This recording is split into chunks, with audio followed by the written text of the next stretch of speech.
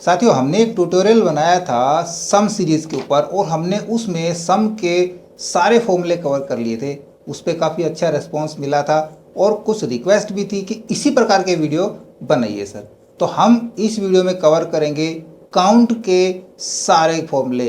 हम पूरी count series इसमें क्लियर करने वाले हैं, तो इसमें अंत तक बने रहिएगा। नमस्कार साथियों, मेरा नाम है मनोज कुमार और आप देख रहे हैं कंप्यूटर ज्ञान गुरु चैनल। तो चलिए सीख लेते हैं। तो ये काउंट के 7 फॉर्मूले हैं, हम सातों क्लियर करेंगे। Count, counta, count blank, count if, count ifs, D count और डी काउंटा। इन चारों का वर्क हम बताएंगे, चारों का कॉन्सेप्ट समझाएंगे। सबसे पहले चलते हैं काउंट के ऊपर। देखिए, हमारे पास डाटा किसी भी प्रकार का हो सकता है, कुछ भी डाटा हो सकता है, उसमें हमने काउंटिंग करनी है। हमारे पास यहाँ पे सीरियल नंबर है, ठीक है। इससे पता चल रहा है कि जो टोटल आइटम है वो हमारे पास 30 है। या फिर जो हमने यहाँ पे क्वांटिटी परचेज करी है, मैं इस रो को फ्रीज कर लेता हूँ, ठीक है। यहाँ पे अब नज़र आ रहा है आपको कि जो टोटल रेट और क्वांटिटी अलग अलग आइटम की है और ये इनकी अमाउंट है। हम इनका सम करना चाहें, आपको सम पता है, हम सम यूज़ कर लेते हैं। सिंपल है सम का। हमने काउंट करना है कि टोटल आइटम कितनी बार परचेज किए गए हैं, तब हम यूज़ करते हैं फॉर्मूला काउंट का। हमने काउंट यूज़ करना है और वैल्यू 1, वैल्यू 2, वैल्यू 3 इस प्रकार से हमने वैल्यू डालनी है।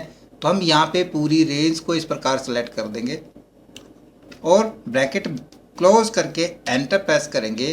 तो यहाँ पे काउंट कर रहा है 30। तो सीरियल नंबर पे देखिए आप, 30 है ना, 30 काउंट कर रहा है।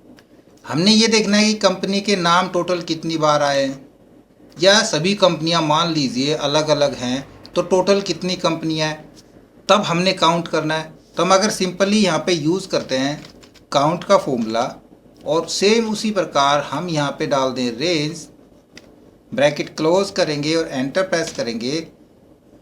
हमने ब्रैकेट स्टार्ट करी है, क्लोज करेंगे, एंटर प्रेस करेंगे, तो यहाँ पे देखिए 0 दिखा रहा है, जबकि यहाँ भी 30 दिखाना चाहिए क्योंकि ये 30 सेल काउंट हो रहे हैं, तो 30 होने चाहिए ना। तो इस जगह मैं डिफरेंस बताता हूँ कि हम यदि न्यूमेरिक काउंट कर रहे हैं, ओनली नंबर्स, तो हमारा काउंट का फॉर्मूला काम करेगा।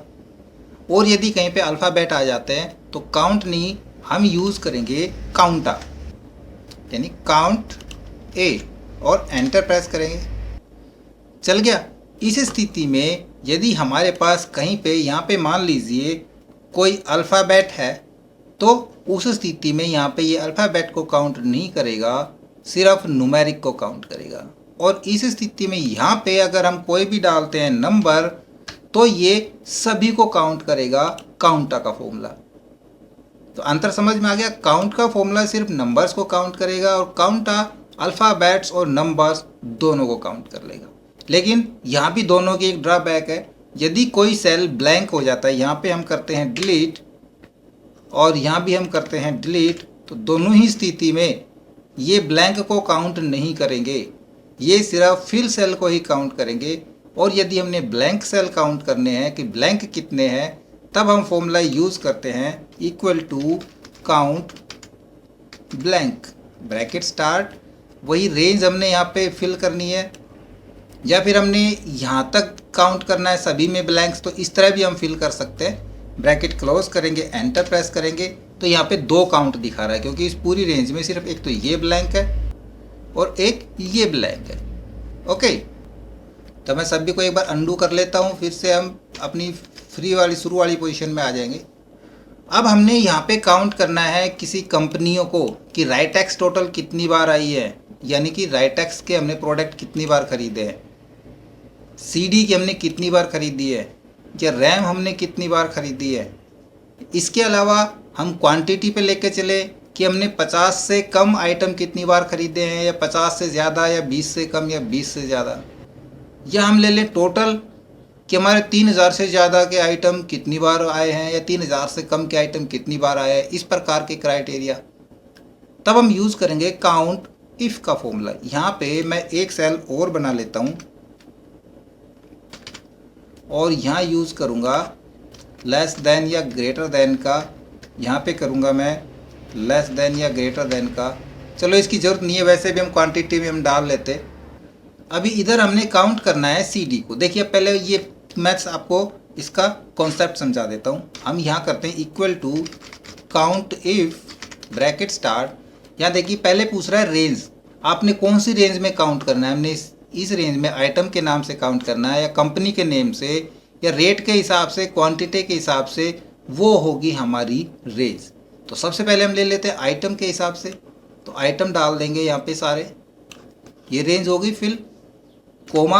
अब कह रहा है क्राइटेरिया, क्राइटेरिया में हमने अगर रेंज ये ली है तो इसी हिसाब से क्राइटेरिया होगा कि इस रेंज के अंदर हमने CDs को काउंट करना है, DVDs को या रैम्स को या माउस को। तो हम वही डालेंगे, इन्वर्टेड कोमा में पास करेंगे हम item name bracket close and enter. तो यहाँ पे टोटल काउंट करके दिखा रहा है CDs, जो टोटल 30 बार आइटम परचेज किए हैं उनमें से 8 बार CD परचेज करिए, यानी कि यहाँ पे CD जो नाम है वो 8 बार आया है। ठीक है, तो अब इस प्रकार से मैनुअल आइटम न डाल करके हम यहाँ पे फॉर्मूला यूज़ करेंगे equal to count if bracket start range, हम रेंज उठाएंगे, comma criteria item bracket close and enter.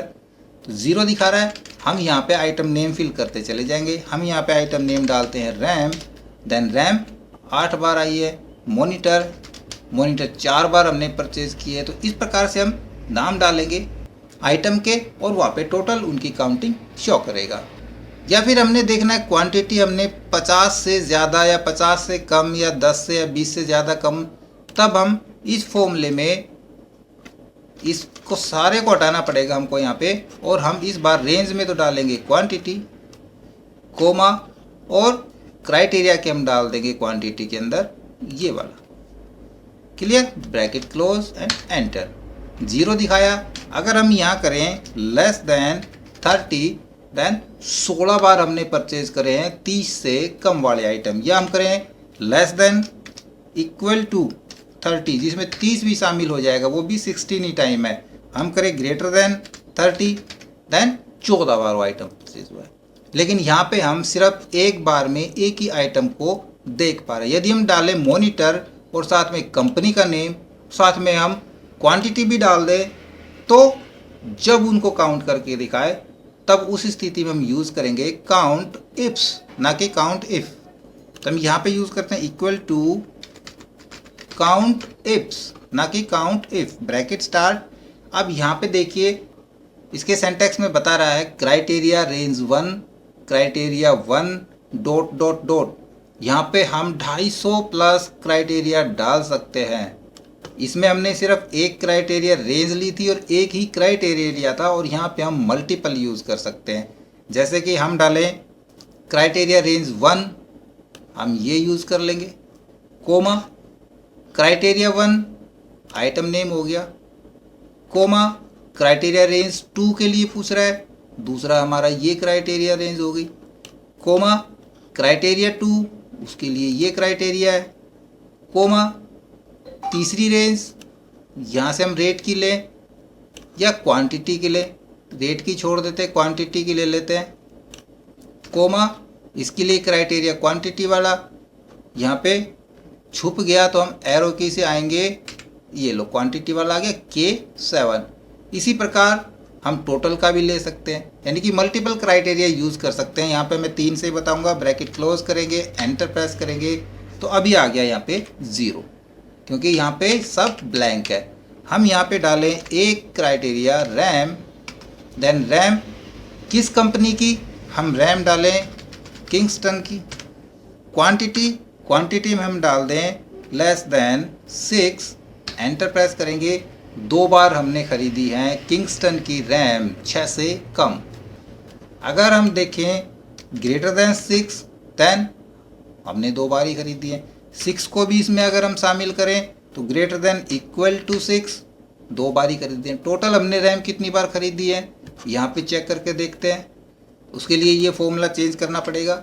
यहाँ पे हम आ जाते हैं रेंज के अंदर, रैम ले लेते हैं टोटल, कोमा क्राइटेरिया ये वाला, एंटर, और यहाँ पे डालते हैं हम रैम टोटल हमने 8 बार खरीदी है, यानी कि 6 और 6 से ज़्यादा 2 बार, और 6 और 6 से कम ये सिर्फ किंगस्टन की है। हम करते हैं इक्वल टू या लेस देन इक्वल टू 6 2 बार, यानी कि टोटल 4 बार हमने जो रैम खरीदी है वो किंगस्टन की खरीदी है। बाकी बच गई 4, वो कौन सी की बच गई? वो बच गई सैमसंग की। अगर हम ये क्राइटेरिया ना लेना चाहें, सिर्फ कंपनी के नाम से देखना चाहें, तो इसमें से लास्ट वाला क्राइटेरिया हम रिमूव कर देंगे। यहाँ पे आएंगे, लास्ट वाला रिमूव कर देते हैं। अब देखिए टोटल रैम किंगस्टन की 4 और सैमसंग की 4, टोटल 8 बार हमने रैम परचेज करी। इसी तरह हम जो भी आइटम डालेंगे, DVD, देखिए 0 दिखा रहा है, जब तक कंपनी का नाम नहीं डलेगा हम डिलीट कर देते हैं, तब तक 0 दिखाएगा। अगर जैसे कंपनी का नाम यूज़ करेंगे हम, तब ये उसकी काउंटिंग दिखाएगा।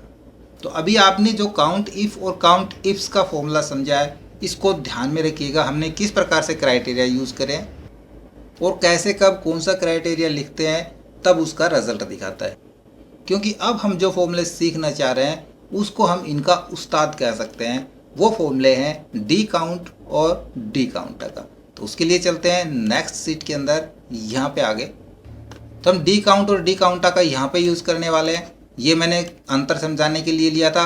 अगर आपने अभी देखा होगा तो आप वहाँ से समझ गए होंगे काउंट इफ और काउंट इफ्स का। अब हम करेंगे डी काउंट के लिए। अब डी काउंट के लिए मैंने 2 टोटल लिए हैं, कोई दिक्कत नहीं, एक में समझाते हैं। इक्वल टू, सबसे पहले अगर हमने सभी आइटम के नाम से काउंट कराना है तो हम लास्ट वाला सेल ले लेंगे। इसके क्राइटेरिया के लिए किस प्रकार यूज करेंगे, सबसे पहले मैं ये फॉर्मूला लगा देता हूँ। Equal to D count, bracket start करेंगे तो यहाँ पे इसके आर्गुमेंट में देखिए सबसे पहले कह रहा है डाटाबेस। हमको पूरा डाटाबेस चाहिए, तो उसके लिए हम यूँ इस प्रकार से सेलेक्ट कर देंगे पूरा डाटाबेस। कोमा प्रेस करेंगे, फील्ड, ये फील्ड होती है कि कौन सी फील्ड लेना चाह रहे हैं, वो फील्ड यहाँ पे डाल सकते हैं। अगर हम यहाँ पे क्लास वाइज करके देखना चाह रहे हैं, एज वाइज फील्ड काउंट करा रहे हैं कि 14 ईयर्स के कितने हैं, 15 के कितने हैं, 13 के कितने हैं, ये हमने टोटल मेल कितने हैं, फीमेल कितने हैं, इस हिसाब से वो हम लेंगे इसकी फील्ड के रूप में। तो मैं फील्ड ले लेता हूँ ईयर, उसके लिए हम यूज़ करेंगे इस प्रकार से फील्ड। चाहे हम यहाँ पे क्लिक करें, चाहे हम यहाँ क्लिक कर सकते हैं। इसको वो नाम एक्यूरेट स्पेलिंग मिलनी चाहिए। अगर स्पेलिंग मिस्टेक होती है तो ये रीड नहीं करेगा उसको। कोमा यूज़ करेंगे। अब कह रहा है क्राइटेरिया, यहाँ पे क्राइटेरिया में भी अंतर है। देखिए काउंट इफ में या काउंट इफ में हम क्राइटेरिया ले रहे थे ये इस हिसाब से, लेकिन यहाँ पे क्राइटेरिया हम लेंगे उसकी हेडिंग के साथ। समझ गए, ये दोनों में अंतर है। अगर हमने सिंगल क्राइटेरिया लेना है तो सिंगल लेंगे, मल्टीपल क्राइटेरिया लेना है, जहाँ पे हमने काउंट इफ़ या काउंट इफ्स का किया था, काउंट इफ्स में मल्टीपल क्राइटेरिया रेंज थी, तब हम मल्टीपल क्राइटेरिया सेलेक्ट कर सकते हैं एक साथ में इस प्रकार से। ओके, मल्टीपल हमने कर लिया, ब्रैकेट क्लोज कर देंगे, एंटर प्रेस करेंगे तो यहाँ पे देखिए टोटल काउंट दिखा दिया 20। ये टोटल काउंट है 20, यहाँ पे देख रहे हो 20, जबकि हमने कुछ भी क्राइटेरिया भी नहीं डाला है। और वहाँ पे क्या था, जब कि कुछ भी क्राइटेरिया नहीं डालते थे तो वहाँ 0 दिखाता था, यहाँ पे टोटल काउंट दिखा देगा। अब हम देखें स्टूडेंट नेम डाल करके, हम डालते हैं गोपाल, गोपाल एक ही है, राइट। या हम दूसरा भी डाल दें, यहाँ पे मैं डालता हूँ यहाँ गोपाल, यहाँ कितने हो गए अब 2, सही काउंट कर रहा है। इसी प्रकार हम देखें गोपाल क्लास 9th में कितने हैं, एक भी नहीं है। 8th में 2 गोपाल हैं, दोनों 8th में हैं। अब यहाँ पे सिंगल सिंगल नाम है तो हम नाम वाले को तो छोड़ देते हैं, नाम वाले की ज़रूरत नहीं है। हम चलते हैं 8th क्लास पे, क्योंकि क्लास 8th मल्टीपल है, 9th क्लास मल्टीपल है और तभी देखने में मज़ा आएगा। अब देखिए 8th क्लास में टोटल कितने बच्चे हैं, 6। 9th में हम चेक करेंगे 7 और 10th में हम चेक करेंगे 7। टोटल कितने हो गए, 20 हो गए। हम देखें 10th क्लास में 13 ईयर्स के कितने बच्चे हैं, 0 है। 14 के 0 हैं। 15 के 3 बच्चे 15 ईयर्स के हैं 10th क्लास में, देख सकते हैं। या फिर हम चेक करना चाहें मेल कितने हैं 10th क्लास में, 3 मेल बच्चे हैं और फीमेल 4 फीमेल हैं। और टोटल कितने बच्चे हैं डिलीट करेंगे तो 7। हम क्लास से नहीं देख रहे, हम देख रहे हैं टोटल 13 ईयर्स के कितने बच्चे हैं, 14 के कितने हैं और 15 के कितने हैं। क्या हम देख रहे हैं 15 ईयर्स के मेल कितने हैं, 15 ईयर्स के 3 मेल हैं और फीमेल 2 हैं। जो 5 बच्चे हैं इसको मैं डिलीट करता हूँ। जो 15 ईयर्स के टोटल 5 बच्चे हैं उनमें से 3 मेल हैं, 2 फीमेल हैं। इसी प्रकार हम इसको भी देख सकते हैं मार्क्स कि लेस देन 300 मार्क्स के कितने बच्चे हैं और लेस देन 300 के क्लास 9th में कितने हैं। एक ही है 9th क्लास में जिसके 300 से कम मार्क्स हैं। तो काउंट इफ़ और काउंट इफ्स की बजाय अगर हम डी काउंट एक ही फॉर्मूला यूज़ कर लें तो उनसे बेटर काम कर रहा है। हमको बार बार क्राइटेरिया भी चेंज नहीं करने पड़ रहे और जो भी क्राइटेरिया डाल रहे हैं उसी के हिसाब से रिजल्ट हमारे पास आ रहा है, जीरो नहीं दिखा रहा। जीरो कब दिखाएगा, अभी मान लीजिए आपके पास डाटा इस प्रकार ना हो कि सारा डाटा लगभग अल्फ़ाबेट में है। मैं मान लेता हूँ जेंडर है अल्फ़ाबेट में, ठीक है। इधर आते हैं, हम करेंगे equal to D count, bracket start करेंगे, फिर से मैं लेता हूँ डाटाबेस कोमा। इस बार मैं फील्ड के अंदर मार्क्स नहीं लूँगा क्योंकि हम मान लेते हैं मार्क्स हमारे पास नहीं है, हमारे पास इस तरह का डाटा है। तो जेंडर ये वाला ये ले लेता हूँ मैं फील्ड के अंदर, कोमा क्राइटेरिया, क्राइटेरिया हम फिर से सारे वाले ले लेते हैं, ठीक है। ब्रैकेट क्लोज करके एंटर प्रेस करेंगे तो ये देखो यहाँ पे 0 आ गया, क्योंकि वही स्थिति है कि डी काउंट और डी काउंटा के अंदर कि डी काउंट तो नंबर्स पे ही काम करेगा और अगर हमने अल्फ़ाबेट पे काम करवाना है तो अब हम डी काउंटा यूज़ करेंगे। ओके, तो यहाँ पे क्या करेंगे, हम डी काउंट नहीं, यहाँ पे डी काउंटा यूज़ करेंगे, एंटर यूज़ करेंगे। तो अब रिजल्ट दोनों स्थिति में सेम चलेगा। हम यहाँ से इसको डिलीट करते हैं तो देखिए सेम रिजल्ट चल रहा है। जिस प्रकार काउंट और काउंटा यूज़ होते थे इसी प्रकार डी काउंट और डी काउंटा यूज़ होंगे। डी काउंट सिर्फ नंबर्स पे काम करता है और डी काउंटा नंबर्स और अल्फ़ाबेट दोनों पे काम करता है। तो यदि आपके पास सिर्फ नंबर्स का है काम तो आप डी काउंट यूज़ कर सकते हैं और अल्फ़ाबेट का भी है तो आप डी काउंटा का यूज़ कर सकते हैं। ओके, आज के वीडियो में इतना ही। उम्मीद है आपको वीडियो जरूर अच्छा लगा होगा। हमें कमेंट्स में बताएं, हमारे वीडियोज़ को हम दोस्तों में शेयर करें, हमें लाइक करें और यदि नए हैं आप हमारे चैनल पे तो हमें सब्सक्राइब भी जरूर कर लें।